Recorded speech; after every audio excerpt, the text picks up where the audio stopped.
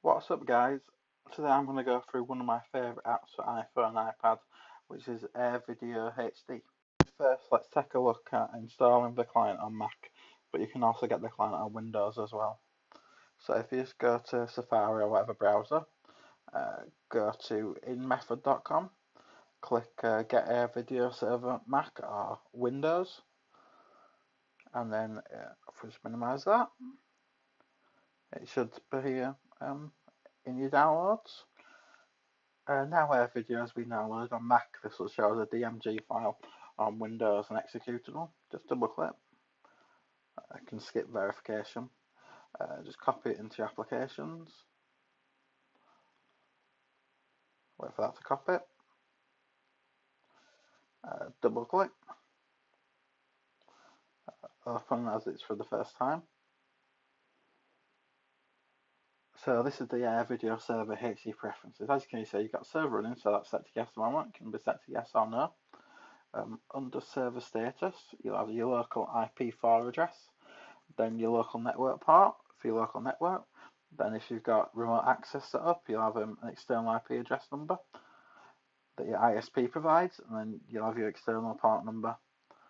Under sessions, this will show connected users and the playback sessions for the app on iPhone, iPad, and Apple TV. Under conversions, any video conversions that are happening at the moment on the AirVideo app. Under shared folders, this will show your file shares, so you can set up your, if you put some videos in your documents folder, you can view them on your iPhone, both on your local network and remotely. Under remote access, this sets it up so you can access your videos from when you're away from home. So if you're at work, on your lunch break, something like that. Then under user accounts, you can either have a single user and have a password, or not a password at all, and multiple users, which can configure user accounts. Then under this is conversion folder where you convert converted files. So you've got an AVI file that may need converting to an MP4 for that. Then other options include start at login, list to a custom part.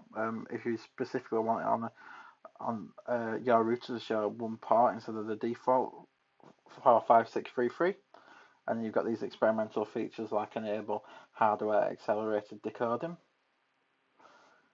Right, that's about it for this section of the app. So if we'll just go over to the iOS app and I'll show you what's what. Welcome back, guys. So if we just load up AirVideo HD, go find it.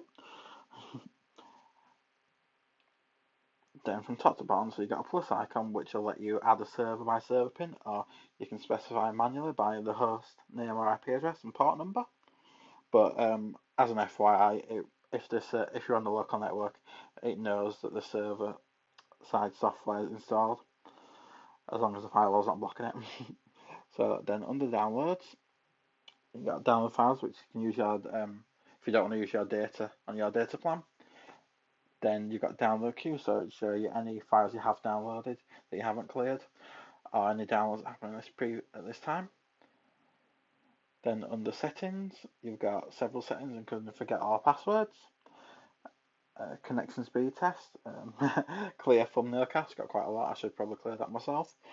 Cellular downloads, then under playback you've got autoplay next video, and also you can rate the app in the App Store. So if we just select one, so this one, then under downloads, so then you've got the option you can order by name, date, ascending or descending order, and also folders first or files first. Then if you just click on the video, you can see the name of the file. You got the size, the video codecs, the audio codecs. Then if you want more info, just click the little eye.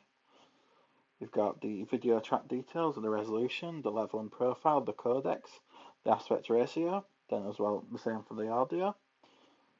Then if we just cross that, if you slide to the left, click on more, you can play from beginning, resume playback, download to device, convert only, or you can just press the big download button. If we just quickly go to our download queue, you can see it downloading fairly quickly. It's on local network. Let's say it's been completed now. So yeah, that's about it. Alright guys, hope you enjoyed this tutorial, and thanks for watching, and I'll see you in the next video.